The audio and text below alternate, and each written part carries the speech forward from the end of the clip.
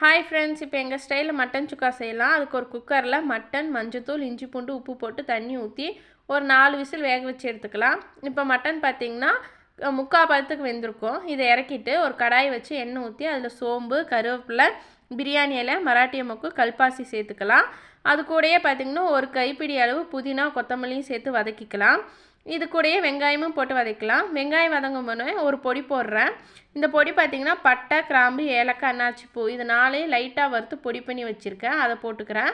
அதுக்கப்புறம் தக்காளி சேர்த்துக்கலாம். தக்காளி வதங்கினோடனே நம்ம வீட்டில் அரைச்ச குழம்பு மிளகாத்தூள் இருக்குது இல்லைங்களா, அது ஒரு 2 ஸ்பூன் சேர்த்துக்கலாம். அதுக்கப்புறம் நம்ம மட்டன் வேக வச்ச தண்ணியோடையே அதில் சேர்த்துக்கலாம். தண்ணி சுண்டுற முடிக்க ஒரு 10 நிமிஷம் வேகட்டும். இப்போ தண்ணி சுண்டிருச்சு. நம்ம இறக்குற ஸ்டேஜில் ஒரு ஸ்பூன் பெப்பர் தூள் போட்டு இறக்கிக்கலாம். இப்போ சூப்பரான மட்டன் சுக்கா ரெடி எங்கள் ஸ்டைலில். எங்கள் சேனல் பிடிச்சிருந்தா சப்ஸ்கிரைப் பண்ணுங்கள் ஃப்ரெண்ட்ஸ். பாய்.